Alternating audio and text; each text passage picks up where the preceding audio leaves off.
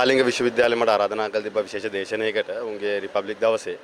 ඉතින් මමත් අපේ මන්ත්‍රීවරු කණ්ඩායමක් විශ්වවිද්‍යාලයට සම්බන්ධ වෙලා ඒ දේශනය දුන්නා. දේශනය කරලා ආවා. හැබැයි ඉතින් මෙහි සමහර අය කලබල වෙලා. ඉතින් යම් කිසි කෙනෙක් දේශනයක් දෙන්න විශ්වවිද්‍යාලයකට ආරාධනා කරාම කලබල වෙන්න ඕනේ නැහැ. සයිතින් ඇයට කියන්න ඕනේ මේ පළවෙනි දේශනෙත් නෙවෙයි තව ඉස්සරහට තව යන්නත් තියෙනවා. මට ලැබෙන පිළිගැනීමද තවත් කෙනෙකුට ලැබෙන පිළිගැනීමට වඩා මේ අය ආපු කාරණේ කරගන්න බැරි වෙච්ච කින්ද තමයි කලබලලා තියෙන්නේ. මේ ආවේ රටේ ජනතාවට සේවය කරන්න සහ මේ සිස්ටම් එක වෙනස් කරන්න. හැබැයි ඉතින් සිස්ටම් එක තිබ්බටත් වඩා පස්සට ඇදගෙන යන ගමන් සම්පූර්ණ සිස්ටම් එක විනාශ කරන තැනට මේ ආණ්ඩුව කටයුතු කරනවා. ඉතින් ඒ හින්දා තමයි මට දැනෙන්නේ මේ අය කලබලලා තියෙන්නේ කියලා. මොකද ඒ අයටත් දැනෙනවා ඇති දැන් ටික ටික සමාජය තුලින් රට තුලින් Tamanට විරෝධයක් එල්ල වෙනවා කියන කාරණය.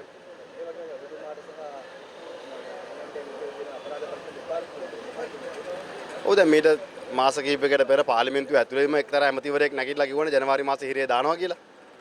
පාර්ලිමේන්තුවේ කැබිනට් අමාත්‍යවරයෙක් ඉස්සරහා පේලියෙන් නැගිටලා කිව්වා ජනවාරි මාසේ බලාගමු හිරේ දානවා කියලා.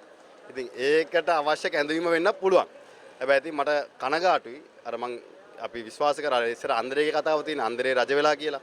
ඉතින් අද අන්දරේ කෙනෙක් රජ වෙලා ඉන්නකොට පැලවත්තෙන් පත් කරු පොලිස්පතිවරයා රටේ පොලිසිය ක්‍රියාත්මක වෙන ආකාරය පිළිබඳව දන්නේ නැහැ.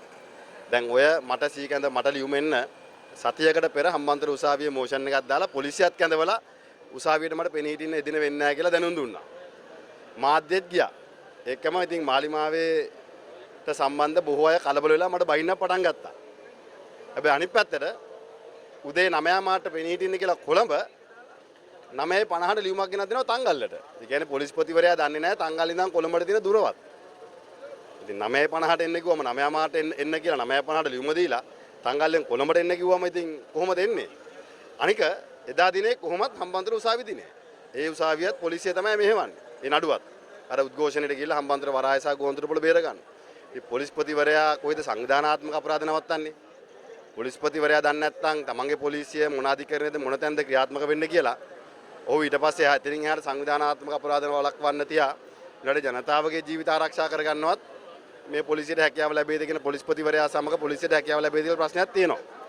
ඉතින් ඒ නිසා අපි පැහැදිලිවම කියන්නේ කරුණාකරලා අන්න අර ජනාධිපතිවරයා දීපු චෙක් ටික බවුන්ස් වෙලා රිටර්න් වෙලා. දැන් සාමාන්‍ය ව්‍යාපාරිකයෙක් හෝ සාමාන්‍ය මාධ්‍යවේදියෙක් විතර ඔබ දීපු චෙක් එකක් රිටර්න් වුණොත් මොකද්ද වෙන්නේ? ඔබ ලබා දීපු චෙක් එකක් රිටර්න් වුණොත් මොනවද වෙන්නේ? ඉතින් ඒ හින්දා මම හිතන්නේ පොලිස්පතිවරයා ඒ ගැනත් එව්වොත් හොඳයි. ජනාධිපතිතුමා දීපු චෙක් ටික රිටර්න් වෙලා. දිත්වා සුළුසුළුකට අහුවෙච්ච කුණාටුවට අහුවෙච්ච ජනතාවට ෂෝ එක නම් දානවා උත්සව නම් කරනවා. හැබැයි දෙන චෙක් එක රිටර්න් වෙනවා. දැන් තමයි ඇත්තටම බංකොලොත් වෙලා තියෙන්නේ. කලින් බංකොලොත් කියලා කොට චෙක් රිටර්න් උන්නේ නැහනේ. දැන් මිනිසුන් දෙන චෙක් එක රිටර්න් වෙලා තියෙන්නේ.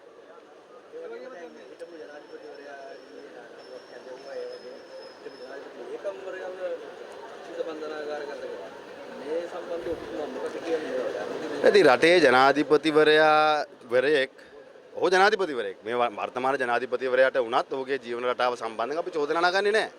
නැත්නම් ඉතින් පොලිසිය පස් දෙනෙක් වට කරගෙන එක්සයිස් කරන්න යනවද? අපි ඒකට වරද්දා දකින්නේ ඔහු ජනාධිපතිවරු ආරක්ෂා වෙන්න ඕනේ. ඒ වගේම ජනාධිපතිවරයෙක් රාජකාරී මට්ටමේ යම් තීන්දුවක් ගත්තාම ඒ තීන්දුව ආරක්ෂා කරේ නැත්නම් මේ සිස්ටම් එක කඩන් වැටෙනවා. මින් ඉදිරියට කිසි කෙනෙක් තීන්දුව ගන්නෙ නැහැ. කිසිම රාජ්‍ය නායකයෙක් තීන්දුව ගන්නෙ නැහැ. ඉතින් මතක තියාගන්න ඕනේ මේ රටක් රාජ්‍යයක් පාලනය කිරීම තුළ මේ හුදකලාව කටයුතු කරන්න බෑ. මේ ගෝලීය දේශපාලනය ඇතුලේ අපි ඉන්න ඕනේ.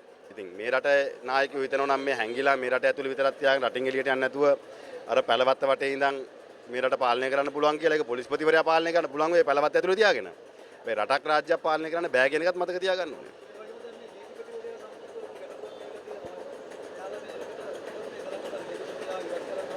ගරු විනිශ්චයකාරවරුන් සම්බන්ධිනුත් මෙවැනිම ආකාරයක ගැටලුවක් මතුවලා වුන් ස්ථාන මාරුවීම් දුන්නා. තාමත් සමහර ගරු විනිශ්චයකාරවරුන්ට ඒ දරුවන්ට පාසලුත් නැහැ. අත්නෝ මතක විදිහට ආණ්ඩුව අධිකරණ පද්ධතියට ඇඟිලි ගහන්න උත්සාහ කරනවා. පොලිසියට ඇඟිලි ගහන්න උත්සාහ කරනවා.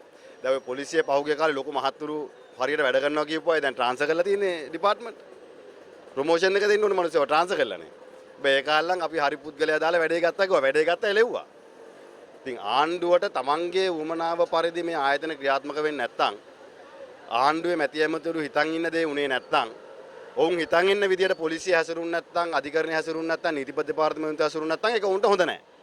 හැබැයි ඔවුන් කියන විදියට ගල්ලංගුරු ගෙනාවම දඩයක් ගහලා යවන්න පුළුවන් නම් බාල ගල්ලංගුරු ගෙනල්ලා කැබ් 1750ක් ටෙන්ඩර් කැඳවන්න නැතුව ලිමිටඩ් ටෙන්ඩර් එකකින් කැඳවලා එළියට දෙන්න පුළුවන් නම් කන්ටේනර් 323ක් ඔවුන් කිව්වම එළියට පන්නන්න පුළුවන් නම් කුඩු කන්ටේනර් දෙකක් කුඩු තියනවා කියලා දැනත් ඔවුන්ට ඕන වෙලාවට පන්නන්න පුළුවන් නම් එතකොට පොලිසියත් හොඳයි නීතිපතිතුමත් හොඳයි අධිකරණයත් හොඳයි.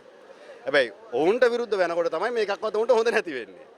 ඒ හින්දා කරුණාකරලා දැන්වත් ආණ්ඩුව මේක තේරුම් අරගෙන යථාර්ථය තේරුම් අරගෙන කටයුතු කරන්න ඕනේ. ආණ්ඩුවේ වංචාවල් වහගන්න, ගල්ලංගුරු වංචාව වහගන්න, කැබ් වංචාව වහගන්න, කන්ටේනර් පන්නපුව වහගන්න අපිව අධිකරණ වලට කැඳවලා පළක් වෙන්නේ නැහැ.